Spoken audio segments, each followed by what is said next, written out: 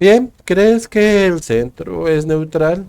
Mentiras. Detrás de esa fachada políticamente correcta se esconde una izquierda vergonzante que está entregando el país. Hoy vamos a desenmascarar a los tibios que nos tienen al borde del abismo. ¿De qué lado estás realmente? Bienvenidos a MG Noticias.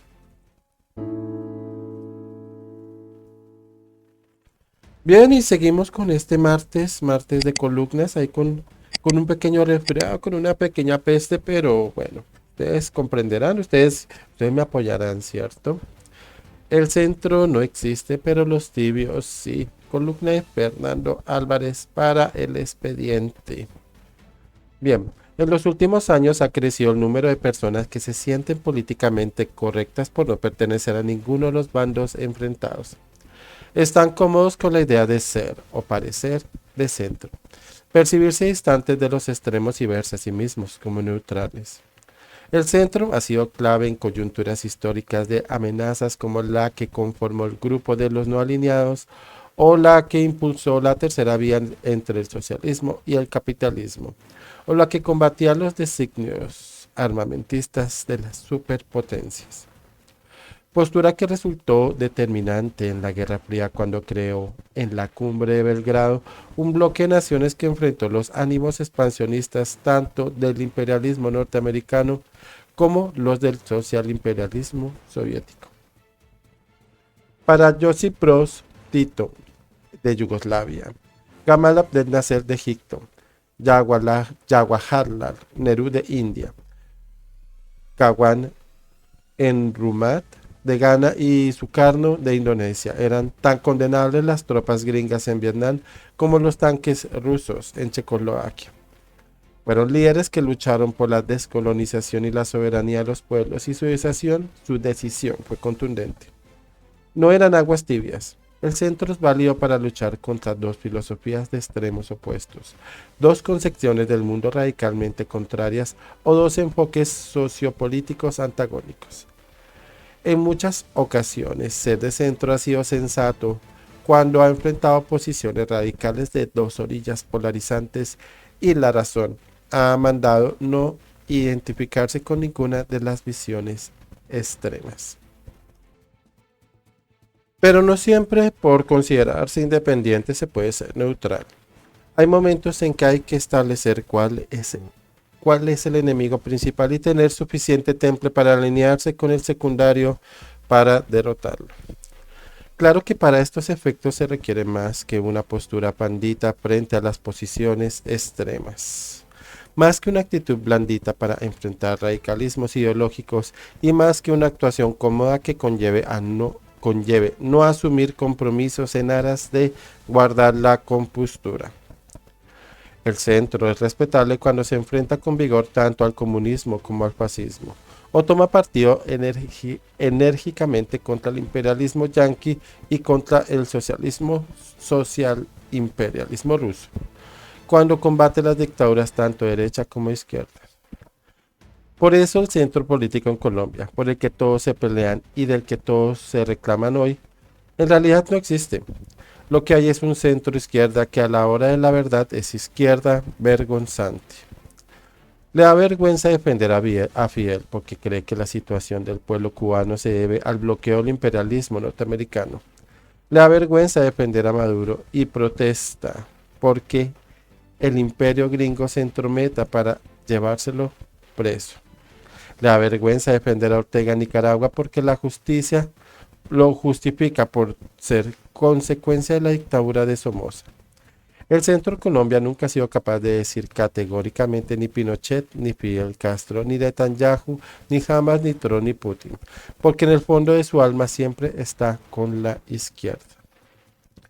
En Colombia el centro se distingue por hacerle pasito a los vejámenes de la guerrilla, pero levanta energúmeno la voz contra los crímenes de los paramilitares. El centro decidió que las masacres de los guerrilleros son mucho menos oprobiosas que las matanzas de los paramilitares. Critican a voz en cuello que la policía combata por la fuerza a los que incendian CAIS y le ponen paños de agua tibia a las acciones violentas de la primera línea.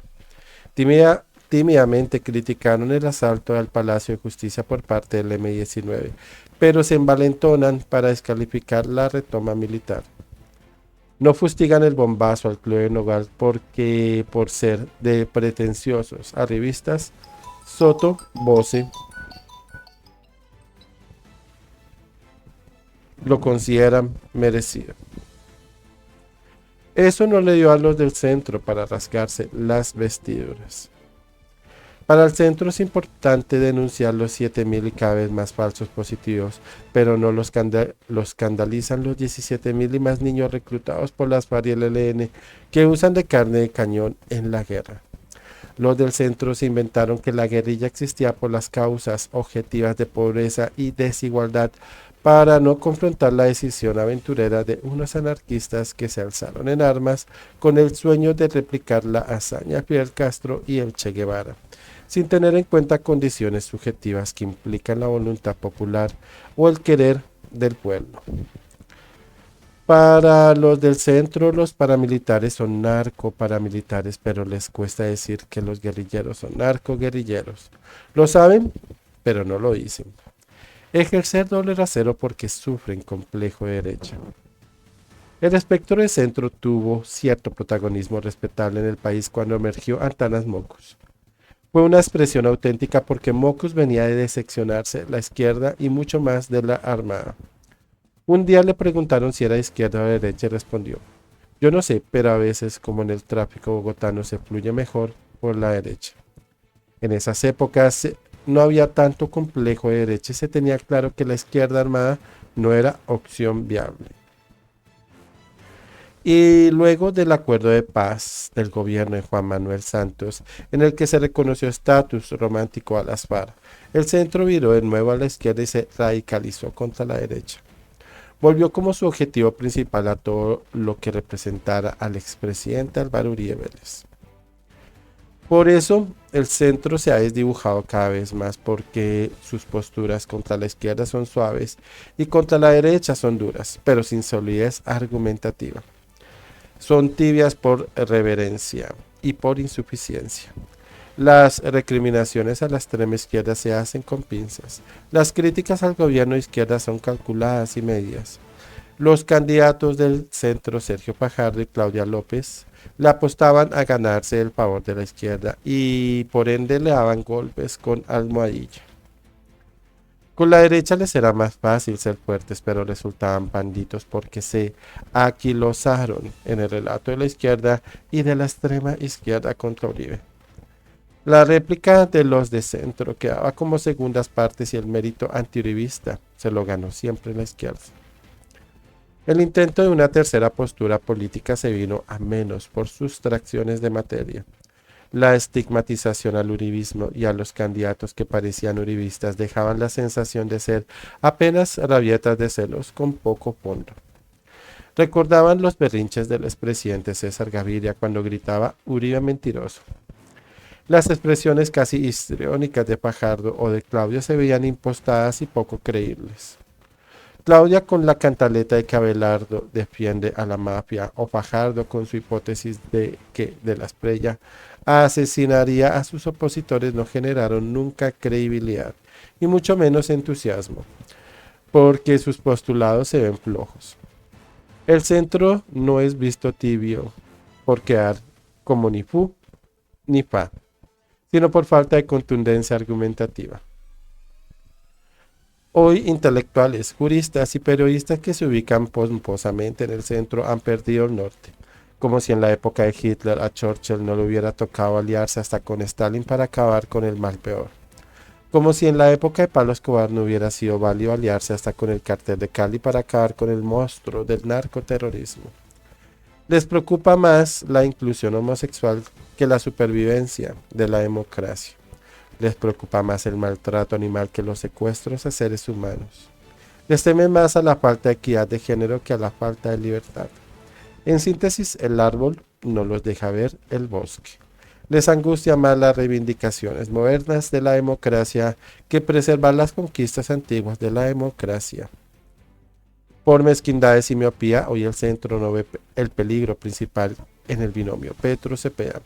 La amenaza latente contra la Constitución del 91 y el riesgo del autoritarismo, que atenta contra la preservación de la democracia, es secundaria frente a las maneras fantoches, gustos estrambóticos y radicalismo verbal contra la izquierda de Abelardo de la Espriella. Les tienen sin cuidado cínicamente que Petro y su heredero sean la versión colombiana del castrismo, del chavismo o de lo que se llama socialismo del siglo XXI. Hoy ejercen la misma labor de los intelectuales colaboracionistas de Hitler y el nazismo. Todos hoy ven el peligro a Abelardo de la Espriella por ser un corroncho mal hablado y mal vestido, pero ven a Iván Cepeda como un hombre serio y honesto. Bueno, ¿qué tal? ¿No? Así que ya saben, sigan muy cómodos en su neutralidad de cafetín, preocupándose más por el bienestar de las mascotas que por los niños reclutados por las FARC. Es tierno ver cómo se escandalizan por un mal tuit, pero se quedan mudas frente a quienes incendian el país. Sigan jugando a la tercera vía mientras los que sí tienen pantalones deciden el futuro de sus hijos. Al final, ser tibio no es una postura intelectual, es simplemente miedo a llamar a los criminales por su nombre.